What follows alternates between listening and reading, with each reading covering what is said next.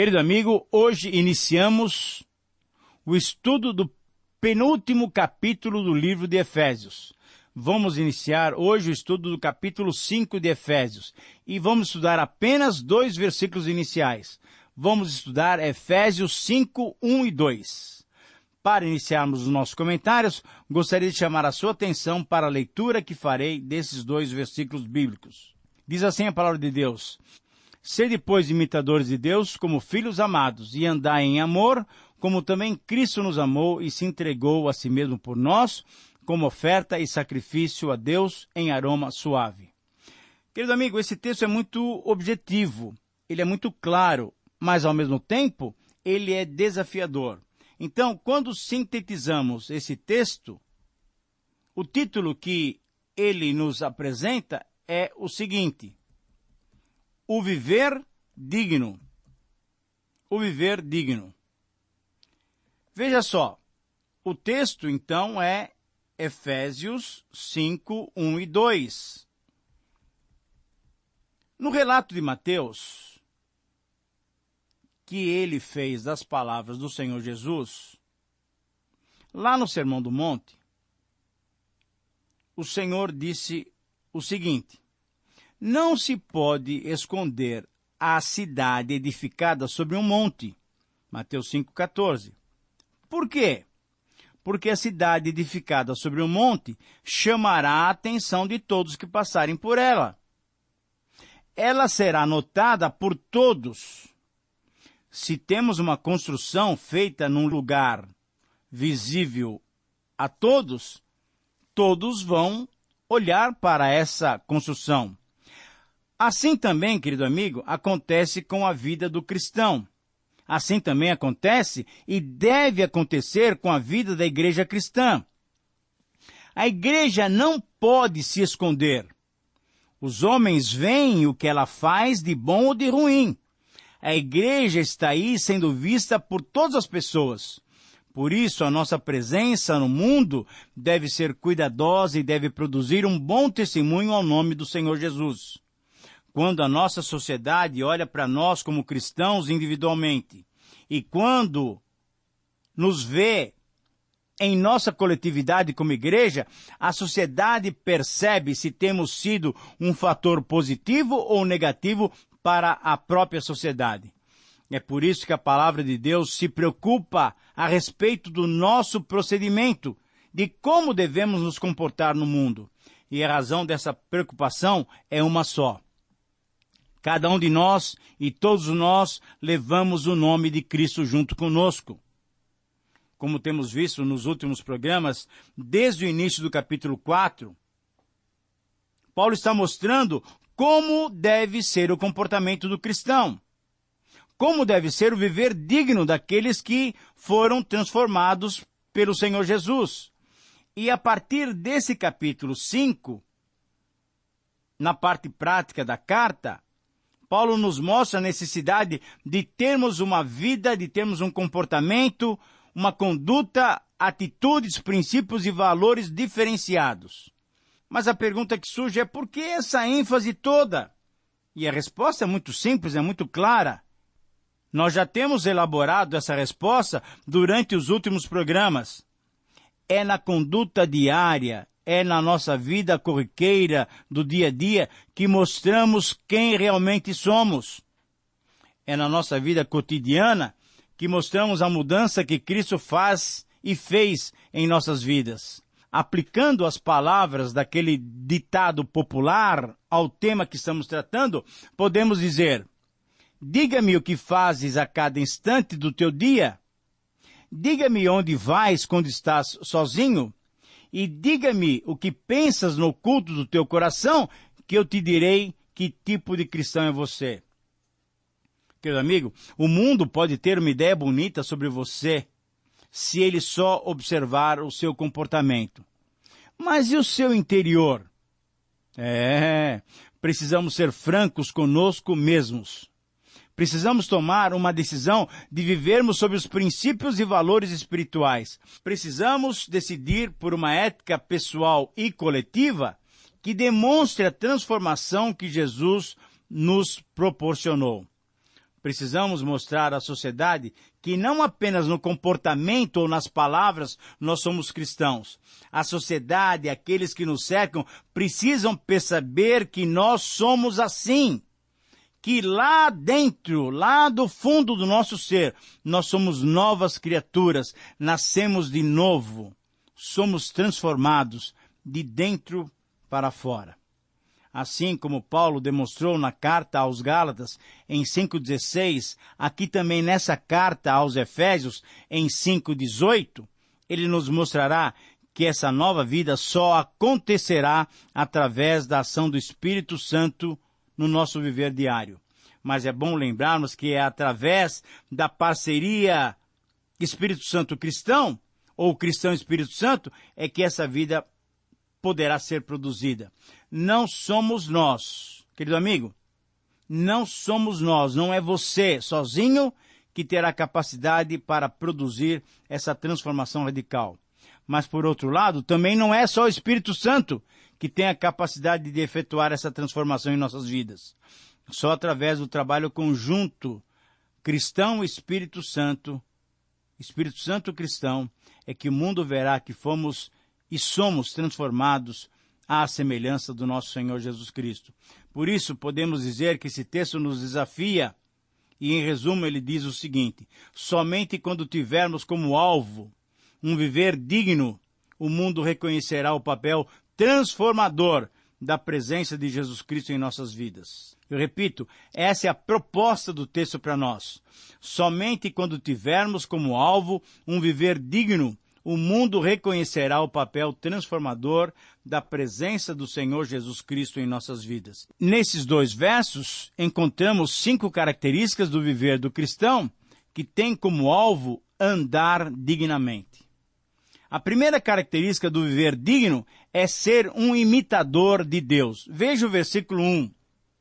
É importante lembrarmos que Deus é amor. 1 João 4:8. E se Deus é amor, é amando que devemos imitá-lo. Quando Jesus estava entre nós, deixou-nos princípios marcantes para vivermos de modo diferenciado. Esses princípios devem caracterizar cada um de nós cristãos. Todos esses princípios foram apresentados em contraste com aquilo que era a vida estabelecida pela sociedade judaica. E num desses princípios, ele proclamou o seguinte: ouvistes o que foi dito, amarás o teu próximo e odiarás o teu inimigo. Eu, porém, vos digo, amai os vossos inimigos e orai pelos que vos perseguem, para que vos torneis filhos do vosso Pai que está nos céus, porque ele faz nascer o seu sol sobre maus e bons e faz chover sobre justos e injustos. Pois se amardes aos que vos amam, que recompensa tereis? Não fazem assim os publicanos? E se saudardes somente os vossos irmãos, que fazeis demais? Não fazem os gentios também o mesmo? Portanto, sede vós perfeitos, como perfeito é o vosso Pai Celeste. Mateus 5, 43 a 48. Querido amigo, quando Paulo encorajou os efésios a serem imitadores de Deus, ele estava apenas refletindo aquilo que o próprio Senhor Jesus já tinha dito muitos anos antes. Mas a pergunta é possível imitar a Deus? Qual das suas características devemos imitar? Se Deus é amor, qual é a característica principal que você deve imitar? Devemos imitar Deus, sim. É possível? Sim, pelo Espírito Santo. Mas devemos imitar Deus, que é amor, amando. É difícil imitar a Deus? Já no Antigo Testamento temos um exemplo sobre o qual vale a pena refletirmos, que prova que podemos amar como Deus amou, que podemos imitar a Deus amando os nossos próximos. Veja bem, os sírios estavam tentando sempre destruir os israelitas e até armavam emboscadas contra eles. Quando os sírios vieram para matar o profeta Eliseu, sem perceber, eles foram levados para a cidade de Samaria. Sem perder tempo, o rei perguntou a Eliseu se já podia matar a todos. Mas nós lemos nesse relato que o profeta fez algo muito estranho contra os princípios naturais do rei. Diz assim o texto: põe-lhes diante deles pão e água, para que comam e bebam, e se vão para o seu senhor. Preparou-lhes, pois, um grande banquete, e eles comeram e beberam. Então ele os despediu e foram para o seu senhor. E as tropas dos sírios desistiram de invadir a terra de Israel. Esse relato está lá em 2 Reis 6, 22 a 23. Querido amigo, veja bem o que a Bíblia diz. A Bíblia diz que depois disto, os sírios desistiram de invadir a terra de Israel. Ora, isso nos revela por que Eliseu tinha tanto poder de Deus sobre ele. Sabe por quê? Porque ele amava. Eliseu agiu como Deus. Eliseu imitou a Deus. Ele amou. Ele sabia que o maior poder, o maior milagre, era o amor. Era mais importante amá-los do que a morte dos seus inimigos. Por isso é que o apóstolo João disse o seguinte: amados, amemo-nos uns aos outros, porque o amor é de Deus, e qualquer que ama é nascido de Deus e conhece a Deus. Aquele que não ama, não conhece a Deus, porque Deus é amor. Se Deus é mais importante que os seus adversários, então ame-os como Deus os amaria, como Deus, na verdade, os ama. Ore para que tudo vá bem na vida dessas pessoas. O poder de Deus se manifesta em nossas vidas quando andamos em amor. E esse amor já foi derramado em nossos corações, daqueles que são filhos de Deus pelo Espírito Santo, conforme diz Paulo em Romanos 5,5. A segunda característica do viver digno, então, é ser um filho amado. Na vida natural, os filhos trazem a aparência da família e eles têm uma obrigação também de proteger o bom nome de todos. Na vida espiritual, como filhos amados, devemos manifestar o nosso Pai ao mundo e andar da maneira digna dele. Andarmos dignamente, uma maneira em que o nome dele é dignificado. Como filhos, devemos refletir em nosso viver o caráter de Deus, nosso Pai, e o caráter de Jesus Cristo, o nosso irmão mais velho. Quando Paulo fala de imitar a Deus, ele está dizendo exatamente isso. Só devemos ter a Deus, o Pai, como nosso modelo. Nenhum outro modelo é válido. Ninguém merece que nós o copiemos. Quando Deus percebe que estamos interessados em imitá-lo, querido amigo, aí ele nos considera como filhos amados. Sabe por quê? Porque aqueles que são filhos amados querem sempre fazer a vontade do Pai. Jesus era um filho amado, pois ouviu exatamente essa expressão do Pai. Esse é meu filho amado, em quem me alegro, em quem me comprazo. Mateus 3,17. E ele ouviu essa confirmação, sabe por quê? Porque a sua vontade era obedecer o Pai. Foi isso que ele disse aos seus discípulos. A minha comida consiste em fazer a vontade daquele que me enviou e realizar a sua obra. Querido amigo, eu e você somos desafiados a vivermos como filhos amados, refletindo o nosso Pai, que é um Deus de amor. A terceira característica do viver digno é andar em amor. E andar em amor deve ser o nosso novo modo de viver. Um dia, quando estivermos com Jesus, os dons espirituais já não existirão, mas o amor continuará por toda a eternidade. Sabe por quê? Porque Deus é amor. E se Deus é amor, é esse amor, assim como Deus é eterno, o amor também é eterno. Paulo é quem se referiu a esse amor eterno. O amor jamais acaba. Mas havendo profecias, serão aniquiladas. Havendo línguas, cessarão. Havendo ciência, desaparecerá. 1 Coríntios 13:8. Quando falamos em amor, precisamos entender que existem diferentes significados da palavra amor. Temos o amor filéu, e o amor eros, e ainda o amor ágape. O amor filéu é o amor humano. A pessoa retribui o amor na medida de amor que ela recebe. As pessoas amam-se umas às outras de acordo com os favores que recebem dos outros. O amor eros, esse amor está relacionado com a parte sensual, a parte sexual do ser humano. Hoje em dia, quando se fala de amor, logo se pensa em sexo. Mas temos também o amor ágape, que é o amor de Deus. Ele é incondicional, independente de uma resposta positiva. Esse amor ágape não busca os próprios interesses. Esse amor fala em amar as pessoas como elas são, sem levar em consideração o que as pessoas possam fazer ou fizeram contra nós. Esse amor não está baseado em sentimentos. Esse amor tem como base o amor de Deus para conosco.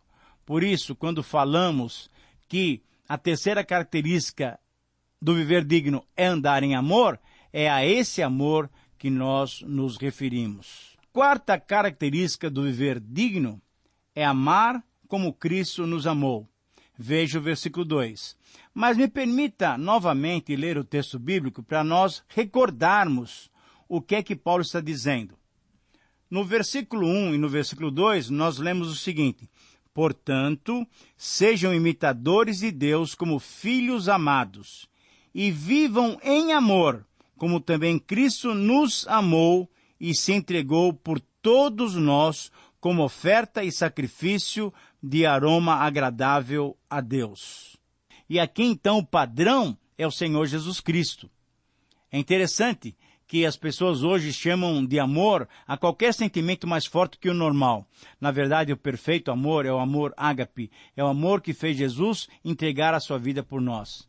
Querido amigo, se Jesus teve esse procedimento quando nos amou, ao amarmos como Cristo amou, nós temos que ter disposição de entregar a nossa vida pelo nosso irmão, pelo nosso próximo. O Senhor Jesus já tinha afirmado o seguinte: por isso o Pai me ama, porque eu dou a minha vida para reassumir. Ninguém a tira de mim, pelo contrário, eu espontaneamente a dou. Amar como Cristo é entregar-se espontaneamente pelo nosso próximo, sem que ele tenha feito nada para merecer esse sacrifício das nossas próprias vidas. Querido amigo, esse é o desafio da nova vida. Assim como Cristo nos amou e se entregou, assim mesmo por nós, voluntariamente, para cada um de nós, assim devemos nos entregar para os outros, pois isso será recebido pelo Pai como oferta de sacrifício e aroma suave. A quinta e a última característica desse viver digno é entregar-se completamente a Deus. Veja o finalzinho do versículo 2. Mas afinal, o que é nos entregarmos a Deus? É preciso entender. Oferta é qualquer coisa que damos e que nos custa alguma coisa. Mas sacrifício é algo muito mais envolvente, algo muito mais profundo. Envolve a própria vida. No sacrifício entregamos a vida. No sacrifício o custo é a própria vida. Sacrifício implica em morte. A coisa agora é séria. Quando Jesus morreu por nós, o céu se encheu desse aroma agradável, desse perfume agradável, alegrando o coração de Deus. Quando nos doamos por um dos pequeninos, estamos nos doando ao próprio Senhor. Paulo, escrevendo aos Romanos, fez esse pedido: rogo-vos, pois, irmãos, pelas misericórdias de Deus, que apresenteis os vossos corpos por sacrifício vivo, santo e agradável a Deus. Se nos deixamos nas mãos do Pai, agiremos como Cristo, entregando-se por nós. Entregar-se a Deus é entregar-se ao amor em favor dos nossos irmãos que junto conosco formam o corpo de Cristo. Mas ao mesmo tempo é entregar-se também aos que ainda não são cristãos. Assim como fez o bom samaritano, que venceu os preconceitos e se entregou para aquele que fora vítima dos assaltantes. Querido amigo, esse é o desafio do viver digno. E podemos concluir, então, essa nossa reflexão pensando no seguinte: veja como é interessante como Paulo nos apresenta a sua ética, a sua exigência desse novo comportamento. Um comportamento diferenciado. Ele centraliza os seus requisitos nas três pessoas da Trindade. Ele diz o seguinte, que devemos viver como aprendemos a Cristo. Ele diz que devemos viver sem entristecer o Espírito Santo. Mas aqui nesse texto, ele diz que devemos viver imitando a Deus, o nosso Pai. Será que estamos dispostos a viver dessa maneira? Que o Senhor nos abençoe. Para isso, é necessário que o Senhor atenda a nossa oração e nós deixemos que o Espírito Santo tenha liberdade para agir em nossas vidas. Querido amigo, um grande abraço, que Deus te abençoe e até o próximo programa.